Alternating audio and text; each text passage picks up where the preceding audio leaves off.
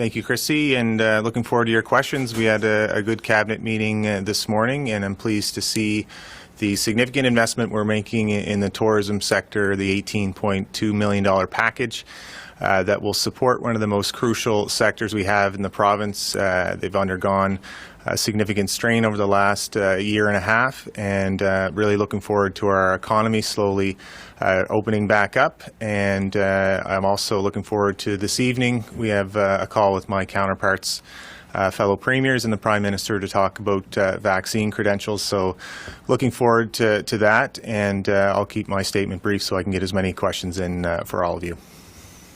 We'll now do one question and one follow-up in the time that we have for today. We'll begin with CBC Jean Laroche. Good afternoon, Premier. What concerns what do you think of the concerns that are being expressed by Mi'kmaq women regarding the possible dangers of an LNG work camp in Guysborough? And I'm asking you, obviously, in your capacity as Minister responsible for Lianou. Well, of course, we want to have safe workplaces in our province, and that agreement was signed. My understanding is the proponent, if a project is successful, that they have an agreement in place that was signed with our First Nations here. And I would expect that those that have signed that agreement expect to have the utmost importance of ensuring safety for everyone that's at the camp, that's working at the camp, and it's something that we'll watch as a government as well. Go ahead with your follow-up, Sean. Could you tell me how you're planning to change the law around lobbying so that Nova Scotians know who is lobbying cabinet ministers, what they're talking about, how and when? As you will recall, it was one of your promises during the leadership. Yeah, I didn't have it in my platform. I talked a lot about transparency, though. I do think that the province has work to do, and looking at the FOIPOP Act, for example, that hasn't been amended for several years. But in terms of the Lobbyist Act, sure, we can look at how that works in our province and look at best practices. It just hasn't been something that we looked at yet. We've been dealing with the third wave over the last month and a half. And the other priorities that I ran on. Next, we'll go to Keith Doucette with the Canadian Press. Good morning, Premier. I'm just wondering, has any decisions been made on the immediate $25 million injection for affordable housing? We brought that up the last time you were here, but a number of weeks have passed. So I'm wondering where we are with that. The minister presented the whole report's 17 recommendations, and we're looking through that. All of Cabinet was able to see how we could move forward. There are a number of initiatives that are more short-term with that injection of funding, but we need some more time to scrutinize the numbers and ensure that it fits within our fiscal plan. So we just had that presentation at Cabinet today, but I look forward to ensuring that we have a plan moving forward. Housing, we need to ensure that we're investing in housing and partnering with municipalities. So I expect more to say in the future on that report. Go ahead with your follow-up, Keith. So with regards to that, is that in general, is that a funding envelope you think you can handle? You say you got to look into it, but it's $25 million, not insignificant, but against the overall budget, it's not a large number either. So I'm just wondering your thoughts on that. I do think we need to invest. I'm not sure if that's the right number and what impact it has to the fiscal plan. That is part of a suite of recommendations. I think the report, from what I've seen, is a good one, and it helps our nonprofit sector and builds capacity. It also talks a lot about collaboration. This isn't just the province. We need to work with community groups and municipalities. But I think that some of the quick start funding that they're asking for just needs to be analyzed before we make a full commitment. Just a reminder to please stay on mute when you're not speaking on the phone line. Next, we'll move to All Nova Scotia's Brian Flynn. Hi, Premier. First of all, I would like to point out that your office has limited your availability today, and there are a number of reporters on the line who won't get to ask questions, and I just wanted to sort of put that out there. I'd like to ask you today about the upcoming election. You said as recently as a couple of weeks ago that you're not thinking about an election, yet we're seeing that your party has nominated candidates in a large majority of constituencies, and it started running election-style ads on social media. I'm wondering, are you preparing to call an election this summer while the province is still under a state of emergency? As you know, Brian, we're in we just reached our fourth year of a mandate, and I'm looking forward to going to the polls at some point in the future. I think it's a positive thing that there's so many Nova Scotians, women and men from all over the province that are stepping up, that want to run for a government that has handled the pandemic very well, and that has continually put the interests of Nova Scotians first. Our economy has been thriving. We're doing well with export growth. We're doing well in areas of immigration. We're now starting to look at how we reopen the economy in a safe way.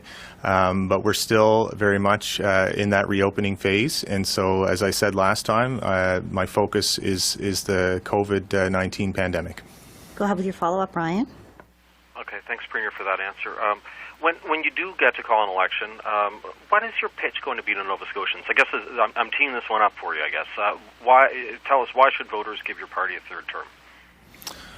Well, again, I would say that we've made some tough decisions over the last number of years, and what I ran in the leadership, my priorities around strong economic growth that is equitable and sustainable, tackling climate change. We have a number of issues in this province that we need to deal with, and I look forward to continuously keeping the commitments that I ran on in the leadership campaign. We passed a budget, and we're strong fiscal managers. We're going to continue to work back to a balanced budget. Now the only party that values a balanced budget, and how that helps us grow a strong economy. So there are so many things that I'm looking forward to talking to Nova Scotians. The work is not anywhere close to being done. There's a lot more work to do, and I think that they have confidence that we're the right party to continue to lead in this province. Next, we'll move to Global's Elizabeth McSheffrey. Thank you, Premier. Calls to cancel Canada Day celebrations have been growing louder across the country in the aftermath of that terrible discovery in Kamloops. I'm wondering what you think of that movement, and whether you would support it in Nova Scotia. Well, I think that there's been obviously some significant findings, and there's trauma in communities that have been marginalized for centuries in this province and in this country.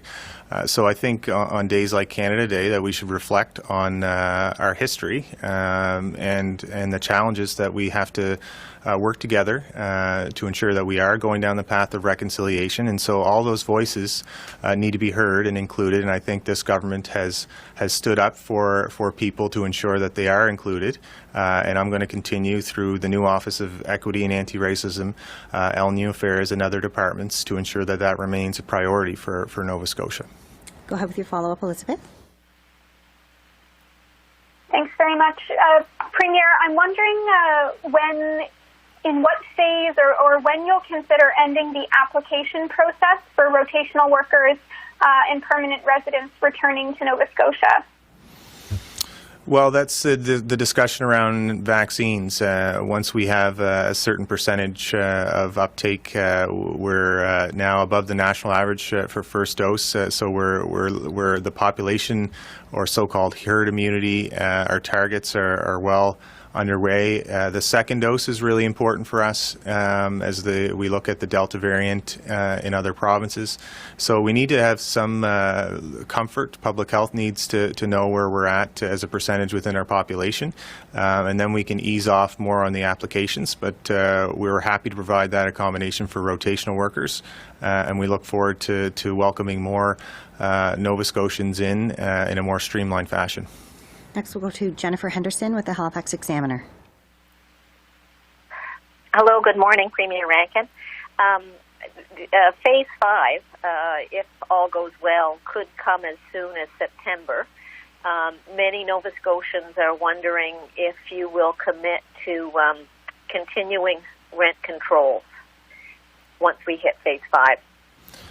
So the Housing Commission talks about the rent cap expiring at the end of the state of emergency, and that group was a range of stakeholders. We had nonprofit groups and experts in housing, and they felt that that served its purpose, and to continue to have that rent cap in place until the state of the emergency ends. And so we're reviewing that recommendation along with the other 16 to see how that all comes together.